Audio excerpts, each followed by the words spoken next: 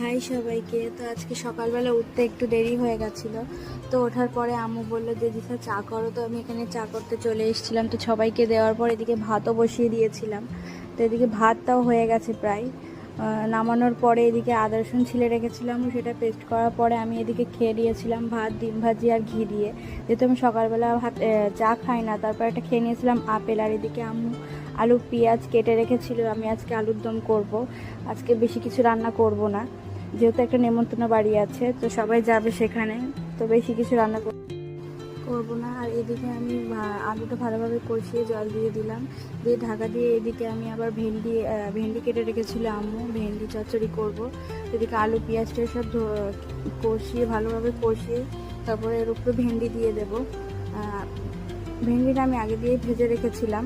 তো ভেন্ডিটা এতে দিয়ে দেওয়ার পরে ভালোভাবে নাড়াচাড়া দিয়ে ভালোভাবে কষিয়ে জল দিয়ে ঢাকা দিয়ে দেব।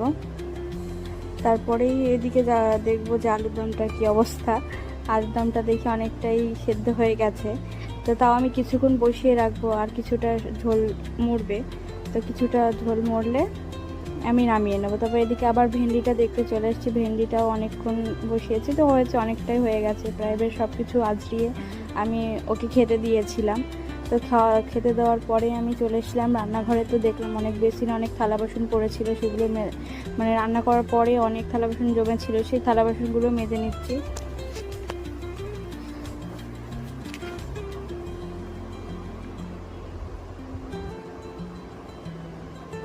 মাজার পরে থালা মাজা প্রায় শেষ। তারপরে আমি পুরো আশপাশটা একটু পরিষ্কার করে নেবো, বেসিনের আশপাশটা ভালোভাবে পরিষ্কার করে নেওয়ার পর রান্নাঘরটা পুরোটা ক্লিন করে আজকের মতন আমার ব্লগ শেষ। টাটা সবাইকে, আবার দেখা হবে নতুন ব্লগে। বাই।